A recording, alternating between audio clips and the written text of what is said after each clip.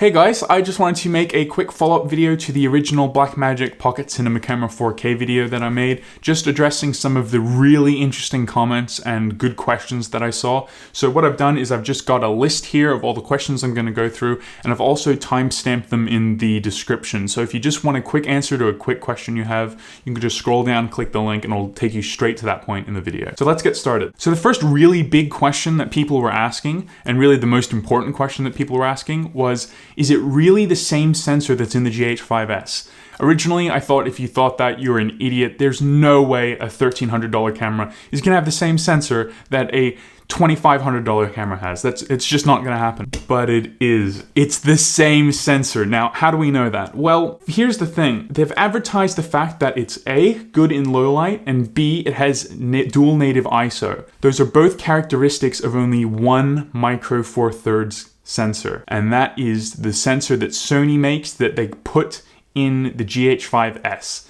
So really take a second to appreciate this for a second, right? You're getting the same sensor that a $2,500 camera has. That is unbelievable. So I'm not 100% sure on this, but I'm like 95% sure that this is accurate. So there's your answer for that. Now, personally, my biggest question was, will it shoot ProRes Raw?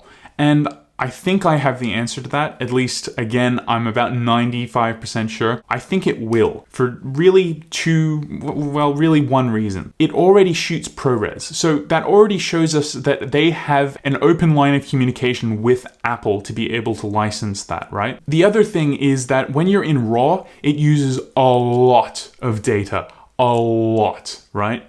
Which means and suggests to me that it will have the processing power to actually support processing ProRes Raw. Now, the only question is, will it be available in the camera for free at launch for everyone who's pre-purchased it?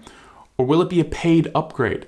That's an interesting idea that I had. I would totally, absolutely pay $100 to unlock that as a feature, but I guess we really do just have to wait and see. Like I said, I think it's very, very likely that it will be coming out.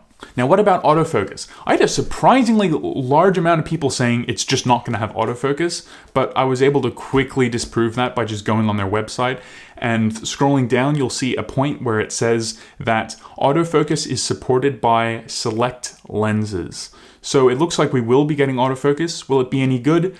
Probably not, because the GH5, we've already established, it has the same sensor as the GH5S, and the GH5S doesn't really have very good autofocus, so it looks like we're going to be getting same crappy depth from defocus autofocus, which kind of sucks. But, you know, we'll have to wait and see if this is confirmed. Now, what about the photo mode? I was watching a lot of interviews that came out of NAB, and the most interesting piece of information I think I got from watching all of those videos was about the photos. So apparently they're only 8 megapixel, which kind of sucks. But here's the thing, if you're recording raw video and you take a photo, you get that in RAW. You get an actual RAW photo. Like I said, it's only 8 megapixel, but even the GH5 doesn't do that. When you're shooting video to extract a frame from to get as and use as an image, you only get compressed JPEGs. But that's kind of cool that you can get a RAW out of it. I mean, granted, it's the same megapixel as something like an iPhone, so it might not be that great, but the low light will be better, and you know, that's not a bad thing. I think that's a really cool feature that they added. Now we're on the negative part. Apparently, the biggest flaw of this camera is going to be its battery life.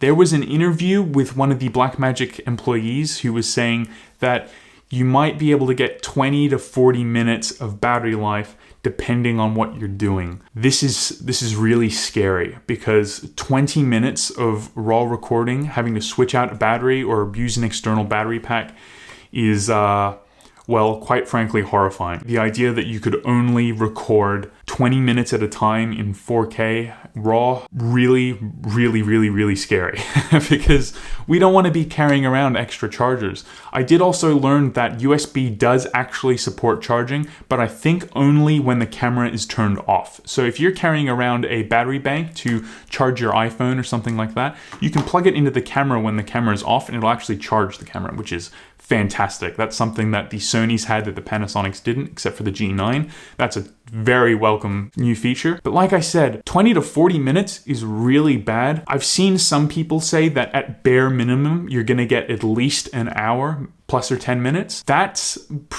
okay to me, considering, you know, that you're shooting raw video on a $1,300 camera. That's fine. But it does seem to me like the biggest downfall of this camera looks like it's gonna be the battery life. The good thing is, I guess you can fix it, right? You can carry around a portable charger.